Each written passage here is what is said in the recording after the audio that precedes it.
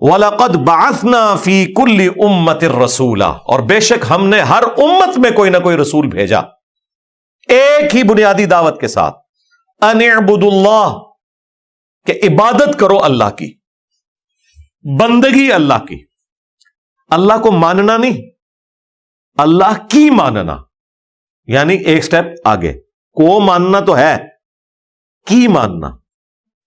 وَاجْتَنِبُوا الطَّاغُوتَ، اور دوسری پیرل میں دعوت تھی کہ اللہ کے مقابلے پہ جتنی ہستیاں ہیں مقابلے پر، ان کی نفی کرنی ہے، شیطان کے راستوں کی پیروی نہیں کرنی، طاغوت کی نفی کرنی ہے۔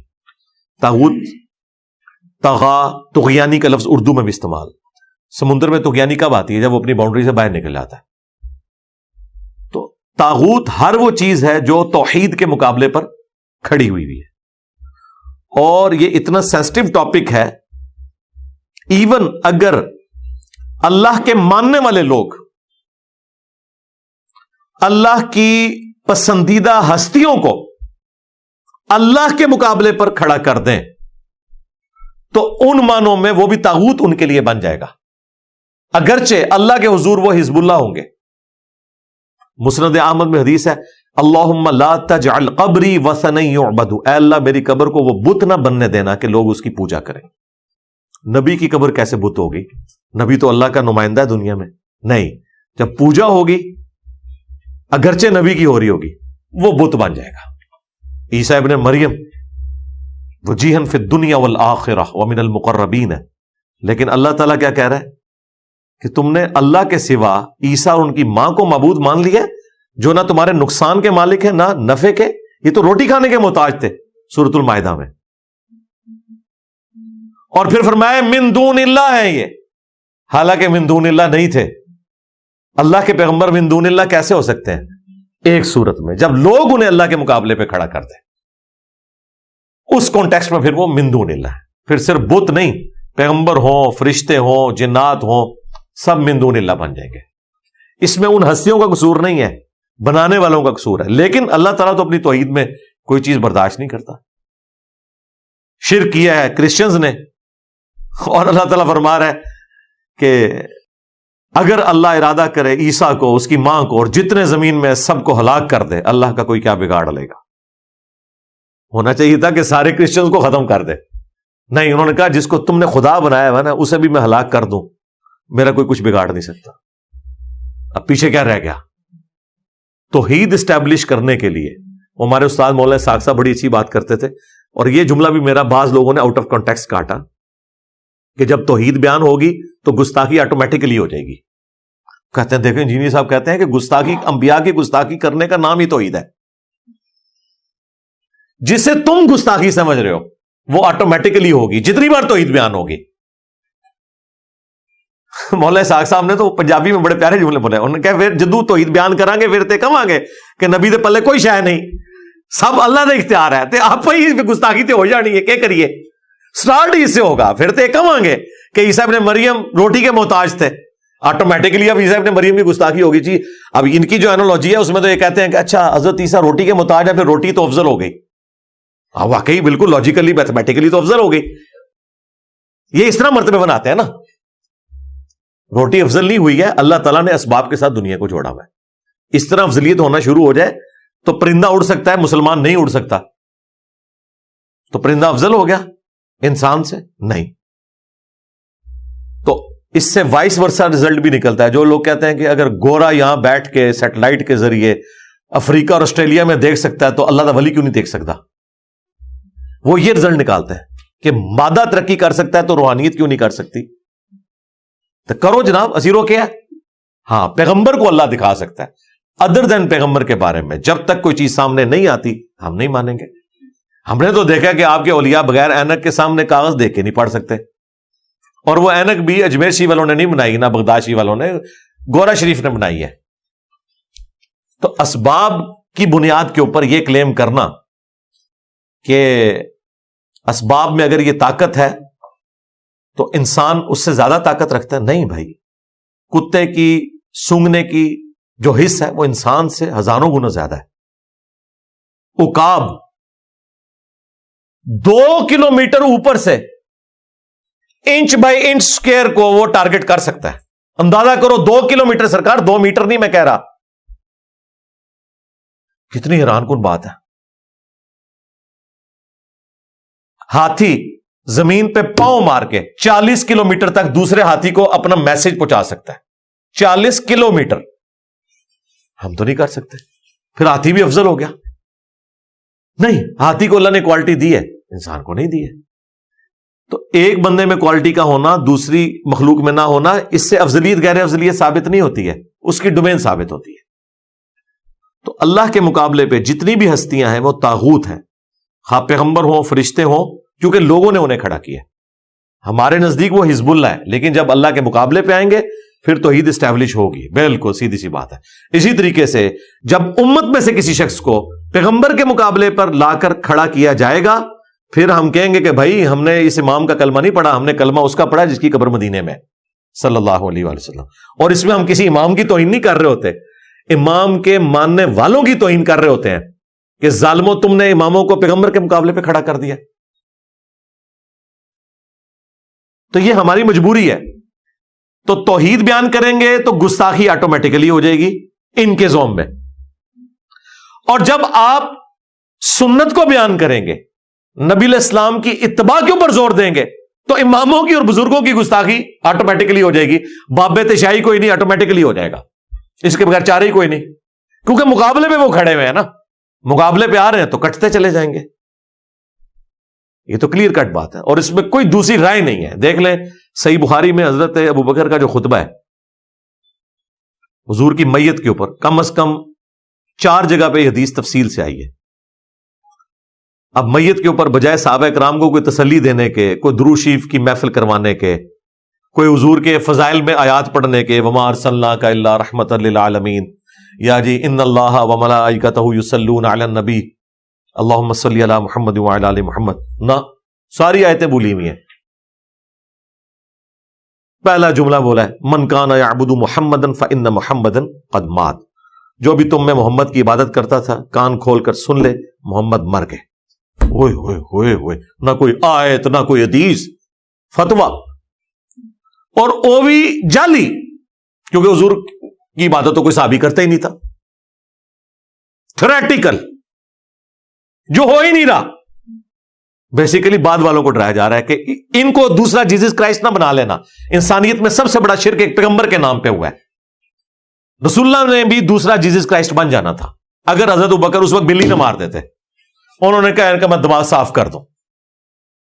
वमन काना यअबुदुल्लाह फइन्नल्लाह हय्युन ला यमूत, और जो कोई अल्लाह की इबादत करता है वो जान ले अल्लाह जिंदा है, उसे कभी मौत नहीं आएगी। ये एक उन्होंने खुद साख्ता जुमला बोला, बिल्कुल सही बोला, हमारा भी यही कीदा है। उसके बाद उन्होंने कहा मैं दलील में आयत पेश करता हूं।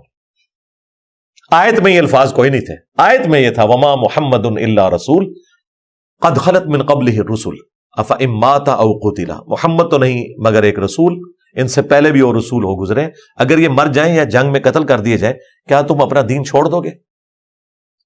लेकिन हज़रत बकर ने ये नहीं बोला। हज़रत बकर ने कहा तुम में जो मोहम्मद की इबादत करता था जान ले मोहम्मद मर गए, और जो अल्लाह की इबादत करता है वो जान ले कि अल्लाह जिंदा है, दीन ने बाकी रहना है।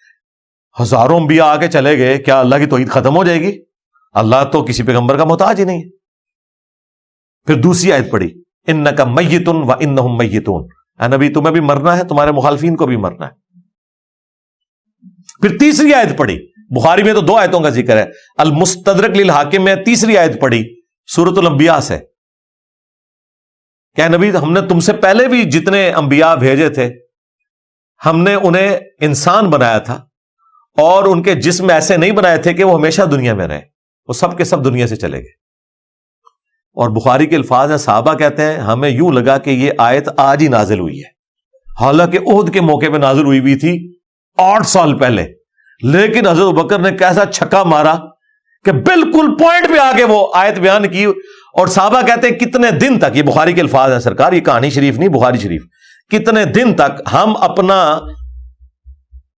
गम गलत करने के लिए कि हमें यकीन आ जाए कि नबी इस्लाम दुनिया से चले गए, उनके लिए तो बहुत मुश्किल चीज थी।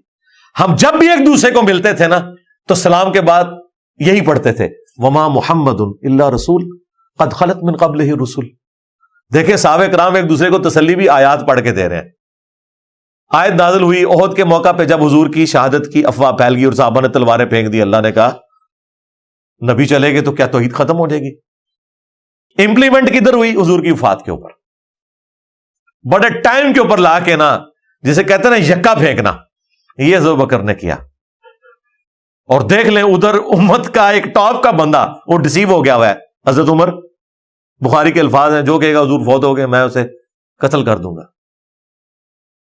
حضرت بکر کہہ رہے ہیں بیٹھ جا، وہ بیٹھ ہی نہیں رہے. آپ نے کہا چھوڑ دو عمر کو اس کے حال پہ، تم میری طرف آؤ. جب خطبہ دیا ہے تو بخاری کے الفاظ ہیں، حضرت عمر کہتے ہیں جیسے ہی ابو بکر نے یہ جملہ بولا اور آیت پڑھی وما محمد الا رسول قد خلت من قبلہ رسل، تو میرے پاؤں میرے جسم کا وزن نہیں اٹھا سکے، گھٹنوں کے بل گرے. پھر انہیں یقین آ گیا کہ دیٹس آل، بس نبی علیہ السلام دنیا سے جا چکے ہیں. تو اللہ تعالیٰ نے ہر امت میں کوئی نہ کوئی رسول اٹھایا. وَلَقَدْ بَعَثْنَا فِي كُلِّ أُمَّةٍ رَسُولًا، ہر امت میں ان اعبدوا اللہ، کہ عبادت کرنی ہے اللہ کی، وَاجْتَنِبُوا الطَّاغُوتَ، اور خدا کے مقابلے پہ ہر چیز کی نفی کرنی ہے، مقابلے پر. یہ جو ہے نا ان اعبدوا اللہ، عبادت کرنی ہے اللہ کی. عبادت کہتے ہیں ٹوٹل اوبیڈینس کو.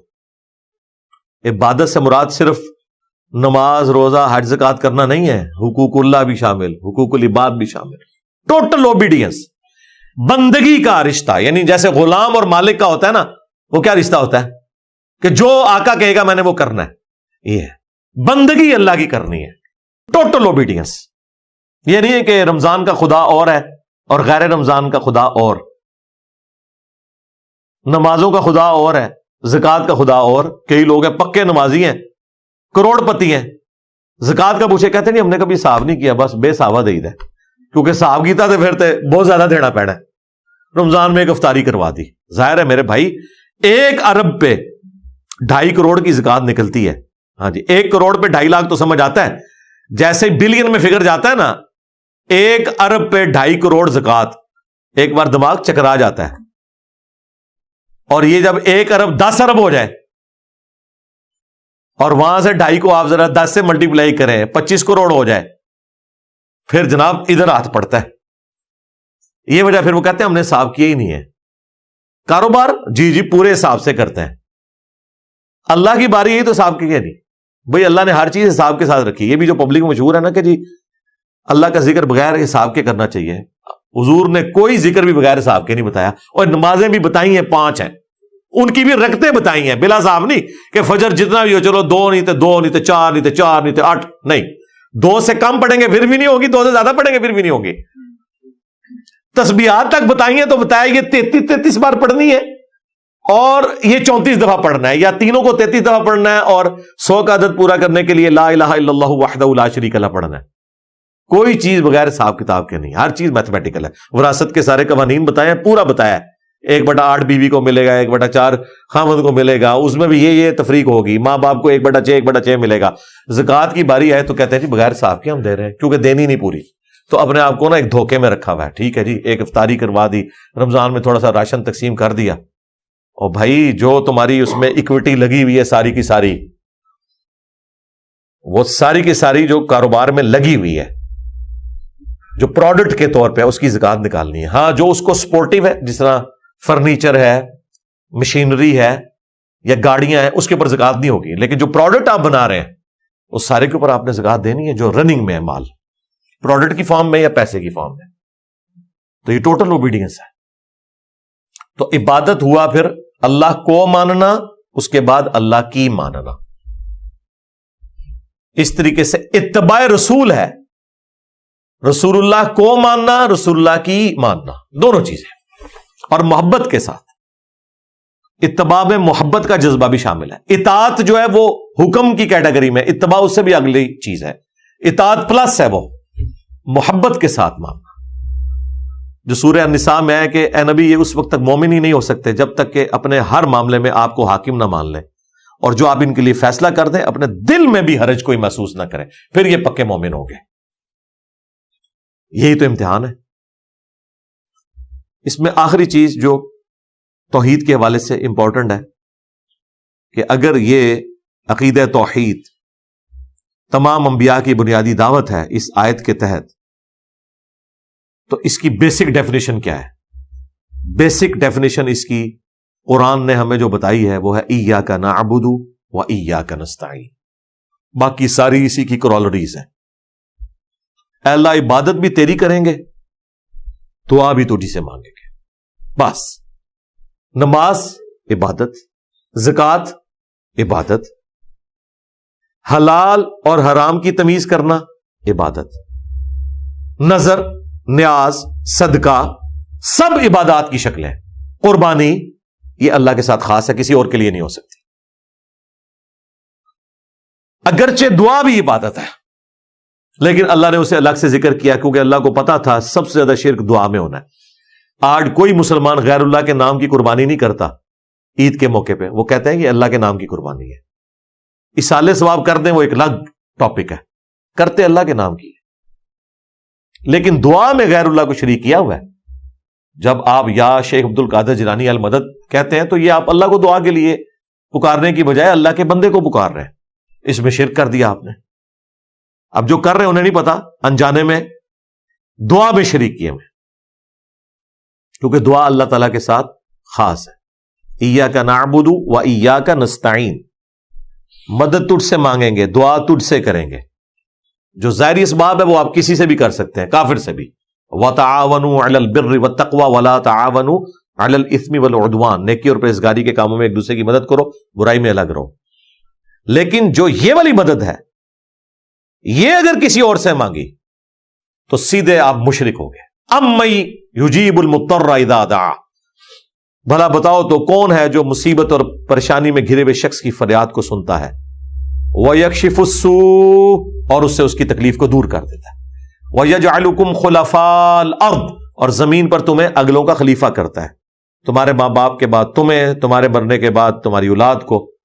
اِلَٰهٌ مَّعَ اللَّهِ، کیا اللہ کے ساتھ کوئی اور الہ بھی ہے جس کی یہ کوالٹیز ہو؟ قَلِيلًا مَّا تَذَكَّرُونَ، بہت کم تم نصیحت حاصل کرتے ہو۔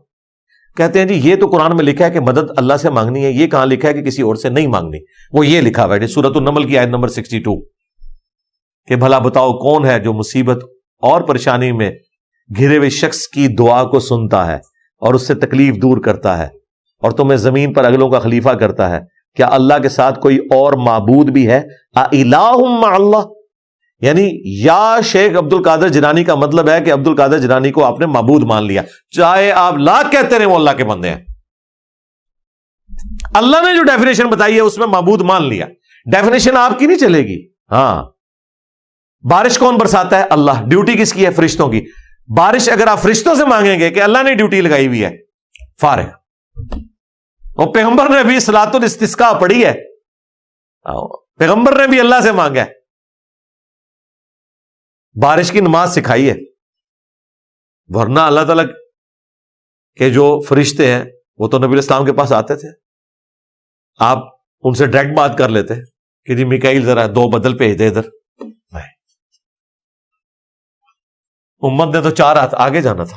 اور یہ وہ مثال ہے جو ہم نے کٹر قسم کے جو شرک کرنے والے کلمہ کو مشرک ہیں ان کے سامنے بھی رکھی ہے نا، کہاں اٹھے؟ یا علی مدد، یا شیخ عبد القادر جیلانی مدد، اس کے اوپر ان کا دل سیٹسفائی نہیں ہو رہا، ان کے سامنے آیتیں پیش کر رہے ہیں، نہیں سمجھ آ رہی۔ پھر میں جھٹکی مثال رکھتا ہوں کہ بتاؤ بارش کون برساتا ہے؟ اللہ۔ ڈیوٹی کس کی؟ فرشتوں کی۔ تو فرشتوں سے بارش مانگے یا اللہ سے؟ نہیں کہتے بارش اللہ سے مانگے۔ کیوں؟ ڈیوٹی لگی ہوئی ہے نا۔ نہیں، دعا اللہ سے کرنی ہے۔ تو تھوڑی دیر پہلے تو تم کہہ رہے تھے پیغمبروں کی اور بزرگوں کی ڈیوٹیاں لگی ہوئی ہیں، حالانکہ ان کی لگی بھی نہیں ہوئی۔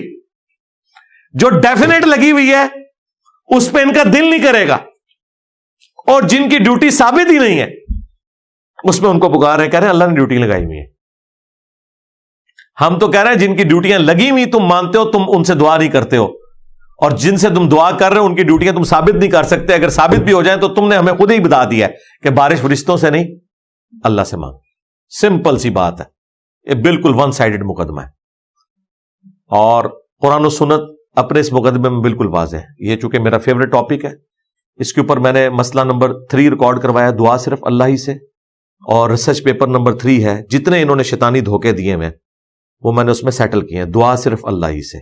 اس کا نام میں نے توحید ورسز شرک نہیں رکھا، کیونکہ یہ چڑھتے ہیں توحید کے لفظ سے بھی اور شرک سے ڈرتے ہیں، تو میں نے اس کا عنوان رکھا تھا دعا صرف اللہ ہی سے. یہ کوڈ ورڈ میں نے توحید کی دعوت پہنچائی تھی. اور الحمدللہ جس نے پڑھی, اب ایک عام آدمی کو دے نا دعا صرف اللہ ہی سے, وہ کہے گا ہاں یار اسی بھی تو اللہ کو ہی منگنے ہیں نا, اسی کڑا عبد القادر جیلانی کو منگنے ہیں, جو مانگ بھی رہا ہوگا.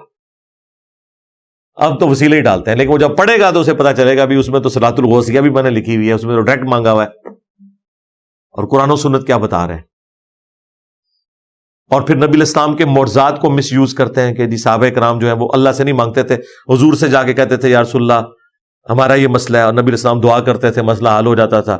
کبھی کسی کی پنڈلی کی ہڈی ٹوٹ گئی ہے تو نبی الاسلام ہاتھ پھیر دیتے تھے. وہ معجزات کو دعا بنا لیتے ہیں, وہ اسباب ہیں. آج بھی نبی الاسلام ہمارے سامنے موجود ہوں, ہم حضور کے پاس ہی ڈائریکٹ جائیں گے کہ یا رسول اللہ ہمارا یہ مسئلہ حل کریں, اللہ سے لے کے دینا, اللہ سے لے کے دیں. اگر آپ کو اللہ نے اس کا ذریعہ بنانا ہے کہ آپ کے مبارک تھوک کی برکت سے یہ کنواں باہر نکلنا ہے, تو یا آپ کے تھوک مبارک کی برکت سے پانی کا چشمہ جاری ہونا ہے, یہ آپ کی مرضی ہے, کیونکہ ہمیں کانفیڈنس ہے کہ ہمارا نبی امام الموحدین ہے. ہاں اگر ہم شرک کر رہے ہوں گے وہ ہمیں ڈانٹ دے گا, اور وہ تو شرک کر ہی نہیں سکتا, تو ہم ہر مسئلہ نبی کے پاس لے کے جائیں گے. تو حضور کے معجزات اور نبی علیہ السلام سے جا کے دعا کروانا, اس سے کوئی یہ والا شرک ثابت نہیں ہوتا جو انہوں نے مچایا ہوا ہے. یہاں تو کوئی دور دور تک کوئی شائبہ بھی نہیں ان چیزوں کا, لیکن تماشا بنایا ہوا ہے. تو یہ چونکہ کریٹیکل آیت تھی, میں اس کے اوپر اسی لیے تفصیل سے بولا. اس میں ایک آخری بات جو اسی کانٹیکسٹ میں, کہ ہر امت میں کوئی نہ کوئی رسول آیا, لیکن یہ واحد پیغمبر ہے ہمارے صلی اللہ علیہ وآلہ وسلم کہ ختم نبوت کی برکت سے اللہ تعالیٰ نے 2 کوالٹیز ایکسٹرا آرڈنری دے دی. نمبر 1 کہ ختم نبوت کی وجہ سے نبیوں والا کام شفٹ کر دیا امت کو, کہ اب نبی کوئی نہیں آئے گا, یہ امت ہوگی تو امت, لیکن کام نبیوں والا کرے گی. ایک بہت بڑا ٹائٹل ہے. یہ اکثر کہتے ہیں نا جی اس امت کی فضیلت ہے, وہ فضیلت اس وجہ سے ہے کہ کام نبیوں والا شفٹ ہوا ہے, صرف حضور کی نسبت کی وجہ سے نہیں ہے, بلکہ حضور کے کام کی نسبت کی وجہ سے. اور دوسری چیز جو بخاری مسلم میں حدیث ہے کہ مجھ سے پہلے جتنے پیغمبر بھیجے گئے وہ کسی قوم اور قبیلے کے لیے ہوتے تھے, اور مجھے اللہ نے پوری انسانیت کے لیے پیغمبر بنایا. یہاں دیکھیں اللہ تعالیٰ ہمارے ہر امت میں کوئی نہ کوئی رسول آیا. وَإِن مِّن أُمَّةٍ إِلَّا خَلَا فِيهَا نَذِيرٌ, یہ بھی ایک آیت. کوئی امت نہیں ایسی گزری جس میں کوئی ڈر سنانے والا نہ آیا ہو. لیکن حضور کے لیے کیا ہے, وَمَا أَرْسَلْنَاكَ إِلَّا كَافَّةً لِلنَّاسِ بَشِيرًا وَنَذِيرًا, اے نبی ہم نے آپ کو نہیں بھیجا مگر ڈر سنانے والا اور خوشخبری سنانے والا پوری انسانیت کے لیے.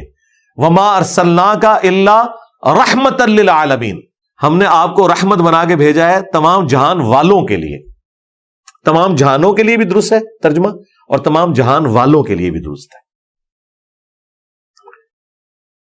وَلَقَدْ بَعَثْنَا فِي كُلِّ أُمَّةٍ رَسُولًا, اور بے شک ہم نے ہر امت میں کوئی نہ کوئی رسول بھیجا ایک ہی بنیادی دعوت کے ساتھ, أَنِ اعْبُدُوا اللَّهَ, کہ ماننی اللہ کی ہے, بندگی اس کی کرنی ہے, عبادت اس کی کرنی ہے, ٹوٹل اوبیڈینس اس کی ہے. وَاجْتَنِبُوا الطَّاغُوتَ, اور اللہ کے مقابلے پہ جتنی بھی ہستیاں ہیں جو خدا کے مقابلے پہ کھڑی ہو جائیں وہ طاغوت ہے, وہ اپنی باؤنڈری سے باہر نکل چکی ہیں, وہ طغیانی والا معاملہ ہے, ان سے تم نے اجتناب کرنا ہے, وہ تمام شیطان کے راستے. فَمِنْهُمْ, تو یہ ساری امتوں میں ایسے لوگ تھے, من ہدی اللہ, جنہیں اللہ نے ہدایت دے دی, وَمِنْهُمْ مَنْ حَقَّتْ عَلَيْهِ الضَّلَالَةُ, اور ان میں ایسے لوگ بھی ہیں جن کے اوپر گمراہی کی مہر لگ چکی ہے, اب وہ ریورس نہیں ہونے کی. لیکن یہ اللہ نے نہیں لگائی, انہوں نے اپنے کرتوتوں کی وجہ سے اللہ کی ڈیوائن مہر اپنے اوپر لگوائی ہے. اللہ کی صفت عدل کہیں پہ بھی چیلنج نہیں ہوگی, اللہ تعالیٰ کسی کو گمراہ نہیں کرتا. ہاں گمراہی انسان خود کماتا ہے, اللہ تو ہدایت ہی دیتا ہے. یہ انسان ہے جو ہدایت قبول کرنے سے انکار کر کے گمراہی کا راستہ اختیار کر لیتا ہے. قرآن بھی گمراہ نہیں کرتا. جس کا یہ عقیدہ ہے نا کہ قرآن پڑھ کے کوئی گمراہ بھی ہو سکتا ہے, وہ کافر ہے. اور یہ قرآن کی ایک آیت کو انہوں نے مس کوٹ کیا, یضل بہ کثیر ویہدی بہ کثیرا, اللہ تعالیٰ اس کے ذریعے لوگوں کو ہدایت بھی دیتا ہے اور گمراہ بھی کر دیتا ہے. آدھی آیت پڑھی, وہ تو اللہ تعالیٰ نے کہا ہے کہ جو اہل ایمان ہے جب ان پہ قرآن نازل ہوتا ہے وہ کہتے ہیں یہ حق ہے, اور جو قرآن کی بات نہیں ماننا چاہتے وہ کہتے ہیں یہ اللہ تعالیٰ نے کیا مکھی اور مچھر کی مثالیں قرآن میں بیان کر دی ہیں، اتنی بڑی ہستی. تو اللہ نے کہا یہ اس لیے بیان کیے تاکہ تم اس کا انکار کر کے گمراہ ہو جاؤ، اور جو اہل ایمان ہے وہ ہدایت پا جائے. یعنی جنہوں نے بات نہیں ماننی تو انہوں نے کیڑے نکالنے ہیں. اللہ تعالیٰ نے اپنے علم کا روب نہیں کسی کے اوپر ڈالنا تھا. اللہ نے کہا کہ اللہ اس بات سے حیا محسوس نہیں کرتا کہ مچھر کی مثال بیان کرے یا اس سے بھی کسی حقیر چیز کی. کیوں؟ اللہ کی آڈینس ایک ان پڑھ بھی ہے، ایک پڑھا لکھا بھی ہے. اس لیے اللہ تعالیٰ نے چھوٹی چھوٹی مثالیں دی ہیں. مکھی کی مثال آئی نا سورۃ الحج میں کہ جن ہستیوں کو اللہ کے سوا تم پکار رہے ہو، اپنا مشکل کشا سمجھ رہے ہو، معبود سمجھ رہے ہو، ان کی حالت یہ ہے کہ ایک مکھی نہیں پیدا کر سکتے، اور مکھی اگر ان کے کھانے سے کچھ اٹھا کے لے جائے اسے واپس نہیں لے سکتے. کتنے کمزور ہیں جن کو تم نے اپنا معبود مانا ہوا ہے. پھر سورۃ العنکبوت میں اللہ تعالیٰ نے کفار کے ایمان کو مکڑی کے جالے سے تشبیہ دی. ایک جھاڑو پھرتا ہے وہ جالے پڑے ہوئے، یہ تمہارے ایمان کی ٹوٹل اوقات ہے. تو یوں اللہ تعالیٰ نے حقیر چیزوں کی مثال دے کے بھی سمجھایا تاکہ بات سمجھ آ جائے. تو جو اس مثال کو لیتے تھے اللہ نے کہا کہ وہ حق قبول کر رہے ہیں، اور جو اس کا مذاق اڑا رہے ہیں نا تو پھر یہ اسی لیے ہے کہ تاکہ تم مذاق اڑاؤ اور گمراہ ہو جاؤ. یہ ٹونٹ کے طور پہ بات ہے، ورنہ اللہ تعالیٰ کی کتاب ہدی للناس ہے، پوری انسانیت کے لیے ہدایت ہے. فسیروا فی الارض، تو زمین میں سیاحت کر کے دیکھو. فانظروا کیف کان عاقبۃ المکذبین، کہ جو ان سے اگلے لوگ تھے جنہوں نے اپنے وقت کے پیغمبروں کا انکار کیا، انہیں جھٹلایا، ان کا انجام کیسا ہوا. اور یہ لوگ دیکھتے تھے، مشرکین عرب جب شام میں تجارت کے لیے جایا کرتے تھے تو راستے میں وہ ساری بستیاں آتی تھیں، ان کے کھنڈرات آتے تھے جو اگلی قومیں ہلاک کی گئیں. اب تو خیر سعودی حکومت نے ابھی ریسنٹلی بھی میری کوئی 1-1.5 ہفتہ پہلے بات ہوئی، سعودیہ میں جو مسجد نبوی کا چینل چلا رہے ہیں نا بھائی، وہ پاکستان سے ہی ہیں، تو مسلسل رابطے میں رہتے ہیں. اب انہوں نے ساری ہسٹوریکل پلیسز جو ہے، جب سے یہ محمد بن سلمان آیا نا، یہ چونکہ تھوڑا سیکولر ٹائپ بندہ ہے، یہ اس طرح کٹر وہابی نہیں ہے، تو انہوں نے تمام تاریخی مقامات کو رینیو کرنا شروع کر دیا. تو مجھے بتا رہا تھا کہ عتبان بن مالک کا گھر بھی ہم نے کھول دیا ہے. اب وہ یہ مجھے ہی بتا سکتا تھا، اب آپ لوگوں کو کون بتائے گا عتبان بن مالک کون ہے؟ میں نے کہا یار کمال ہے. کہتے ہیں وہ گھر ابھی تک اسی حالت میں تھا چونکہ وہ دور تھا. عتبان بن مالک وہ ہیں کہ بخاری مسلم میں حدیث ہے، ایک صحابی حضور کے پاس آئے، کہنے لگے یا رسول اللہ، یہ جب بارش ہوتی ہے تو مدینے کے ندی نالے بہہ پڑتے ہیں، تو میں مسجد نبوی میں جماعت سے نماز نہیں پڑھ سکتا، تو آپ کبھی ٹائم نکال کے میرے گھر آ جائیں اور 2 نفل وہاں پڑھ دیں، وہ میری مسجد بیت بن جائے گی. جب میں مسجد میں نہیں آ سکوں گا نا تو مجھے تسلی ہوگی یہاں آپ نے 2 رکعتیں پڑھی ہوئی ہیں، میں اپنی نماز وہاں پڑھ لیا کروں. پھر نبی علیہ السلام ایک دن نفس نفیس تشریف لے گئے، بخاری مسلم کے الفاظ ہیں، پورے محلے کے لوگ اکٹھے ہوئے وہاں پہ، کوئی حلوہ بنا کے لے آیا، کوئی چیز لے آیا کہ اللہ کے نبی آئے ہوئے ہیں آپ کو ویلکم کہنے کے لیے. ان کے لیے تو بہت بڑی سعادت تھی. پھر نبی علیہ السلام اس کے گھر میں گئے اور فرمایا کہ بتاؤ کون سی جگہ تمہارے لیے سوٹیبل ہے جس کو تم بعد میں مسجد بیت بناؤ. انہوں نے کہا یا رسول اللہ اس کونے میں آپ نماز پڑھیں. آپ نے کہا ٹھیک ہے تم میرے پیچھے کھڑے ہو. آپ نے پھر نفل کی بھی جماعت کروائی. اسی حدیث سے محدثین نے یہ مسئلہ اخذ کیا ہے کہ نفل کی بھی جماعت ہو سکتی ہے. اور پھر نبی علیہ السلام وہاں سے تشریف لے گئے. پھر وہ عتبان بن مالک نے بارش کی صورت میں، سخت سردیوں میں جب وہ مسجد تک نہیں پہنچ سکتے تھے تو وہ جہاں حضور نے نماز پڑھی ہوئی تھی نا اس جگہ پہ وہ نماز پڑھا کرتے تھے. اور وہ گھر ابھی تک موجود تھا، وہ مدینے سے تھوڑا ہٹ کے کسی وادی میں تھا، تو وہ اسی حالت میں تھا. اس کو انہوں نے اب رینیو کیا اور ہسٹوریکل پلیس کے طور پہ ڈکلیئر کر دیا. حضرت علی کا گھر بحال کر دیا انہوں نے، سیدہ فاطمہ کا گھر، حضرت عثمان کا، حضرت بکر صدیق کا. اور اس طرح حضرت عثمان کا جو کنواں تھا، وہ سقیفہ بنی ساعدہ والا معاملہ تھا، وہ بنی ساعدہ کا وہ جو باغ تھا جہاں پہ وہ پہلی بیعت ہوئی تھی، وہ سارا انہوں نے رینیو کر دیا. تو وہ ساری ہسٹوریکل پلیسز کو اب رینیو کرتے جا رہے ہیں. تو وہ یعنی مجھے بتا رہے تھے کہ اب ہم ایک ایک کر کے نا لوگوں کے لیے چیزیں کر رہے ہیں تاکہ لوگ آ کے اس سے عبرت حاصل کریں. تو اس میں کوئی ایسا معاملہ تو نہیں ہے کوئی بدعت والا یہ وہ. میں نے کہا بدعت والا معاملہ نہیں ہے جب تک کہ وہاں غلط ایکٹیویٹیز پرفارم نہ کی جائے. یہ تو نبی علیہ السلام کی یاداشتیں ہیں، ان کو سنبھالنا چاہیے. اور امت کا کام ہے کہ صرف یاداشتوں تک نہ رہے، اس سے بڑی چیز تو اللہ کے نبی آپ کو دے کے گئے جو ہر گھر میں موجود ہے، اللہ کی کتاب. ہاں، عتبان بن مالک کا گھر تو مخلوق ہے نا، اصل جو حضور کی دعوت ہے وہ تو قرآن ہے، وہ تو ہر گھر میں موجود ہے، اسے بھی اتنی امپورٹنس دی جائے. تو کفار مکہ جب ان جگہوں سے گزرتے تھے تو ان بستیوں کو دیکھتے تھے. اللہ نے کہا کہ دیکھو یہ تم سے پہلے یہ لوگ تھے، برباد کر دیے گئے، تو اس وقت سے ڈر جاؤ کہ اس نبی کا انکار کرنے پر تم پر بھی عذاب آئے. اور پھر آیا غزوہ بدر کی شکل میں، احد کی شکل میں، اور پھر خندق پہ مسلمانوں کو پاور تسلیم کر لیا مشرکین عرب نے. پھر اللہ نے ہدایت دے دی. فتح مکہ کے اوپر جب دھمکی لگائی گئی سورہ توبہ میں کہ بس 23 سال ہو چکے ہیں اب، دیٹس آل، اب یا تو اسلام قبول کرو گے یا عرب کی سرزمین تمہیں چھوڑنی پڑے گی، یہ حرم مکہ اب قیامت تک کے لیے، یا پھر قتل کیے جاؤ گے. اللہ کے شکر ہے سب نے اسلام قبول کر لیا. اللہ نے اس چیز کی پرواہ نہیں کی کہ 13 سالہ مکی قرآن، 2/3 قرآن کافروں کو دھمکی لگا رہا تھا کہ تم پہ عذاب آئے گا جس طرح اگلی قوموں پہ آیا، لیکن اینڈ پہ اناؤنسمنٹ ہوئی کہ سب معاف، لا تثریب علیکم اليوم، معافی ہوگی. ہاں یہ ایک شرط رکھتی. تو باقی لوگوں نے بھی اسلام قبول کر لیا، انہیں نظر آ گیا کہ اللہ کے پیغمبر ہیں. ابو سفیان دیکھے نا، حضرت خالد بن ولید پہنچ گئے ابو سفیان کے پاس، نے کہا یار اب کون سا تجھے کوئی شک رہ گیا. اور حضرت عباس کے ساتھ تو بڑی پکی دوستی تھی ابو سفیان کی، عمر سیریز میں انہوں نے وہ سارے سین فلمائے ہیں. انہوں نے کہا اب بھی تو آ کے کہہ رہے کہ کوئی دلیل چاہیے، دیکھ اللہ نے کس طرح ایک نہتے شخص کو جس کو تم نے راتوں رات ہجرت پہ مجبور کیا تھا، دیکھو آج کس طریقے سے اللہ نے طاقت دی ہے. اور پھر دیکھیں وہ مکہ کے لوگ بالکل اینڈ پہ مسلمان ہوئے. انہوں نے سوچا بھی نہیں تھا کہ اللہ نے ان کے ذریعے ان رومنز اور پرشینز کو کھڑوانا ہے جن کے ناموں سے یہ کانپتے تھے. اللہ نے ان کو مسلط کر دیا ان کے اوپر، پھر کوئی سامنے نہیں ٹھہرا. اور آلموسٹ 5 سے 7 سال کے اندر رومن اور پرشین امپائر، یہ 13 ہجری میں دونوں جنگیں ہوئی ہیں، قادسیہ اور یرموک. حضور کی وفات کے 2.5 سال کے بعد یہ سب کچھ کایا کلب ہو گیا تھا.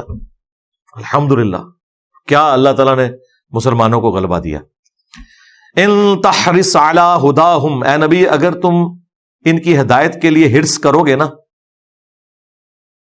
فإن اللہ لا یہدی من یضل، تو دیکھو جو گمراہی پہ اترا ہوا ہے اپنے اعمال کے سبب اللہ نے اسے گمراہ کر دیا ہے، اللہ اسے اب ہدایت نہیں دے گا. یعنی حضور کو کہا جا رہا ہے اگر آپ کی بھی خواہش ہے نا، ہم نے ان کو ہدایت نہیں دینی کیونکہ انہوں نے گمراہی کمائی ہے. ہاں انک لا تہدی من احببت ولکن اللہ یہدی من یشاء، اے نبی جس سے تم محبت کرتے ہو اسے ہدایت نہیں دے سکتے، اللہ جسے چاہتا ہے ہدایت دیتا ہے. اور کسے دیتا ہے؟ جو ہدایت کا طلبگار ہو. والذین جاہدوا فینا لنہدینہم سبلنا، جو لوگ ہماری راہ میں کوشش کریں گے ہم اپنی راہیں ان کے لیے کھول دیں گے. وما لہم من ناصرین، اور ان کا کوئی مددگار نہیں ہوگا. وَأَقْسَمُوا بِاللَّهِ جَهْدَ أَيْمَانِهِمْ، اور انہوں نے اللہ کی قسم کھائی بڑی شد و مد کے ساتھ. کیا قسمیں کھاتے تھے؟ لا يبعث اللہ من يموت، کہ اللہ تعالی مرنے کے بعد کسی کو زندہ نہیں کرے گا. جی یہی ہے طریقہ. آپ اگر بلی کو غائب نہیں کر سکتے اپنی آنکھیں تو بند کر سکتے ہیں نا. زندہ ہو گئے تو مارے گئے.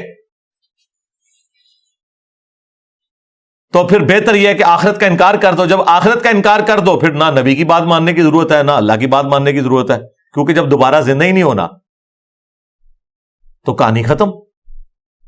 جو میں اکثر کہتا ہوں کہ اگر انسان کو کوئی تکلیف نہ آئے نمبر 1، اور نمبر 2 اسے موت نہ آئے، تو خدا انسان کی ضرورت ہی نہیں رہے گا.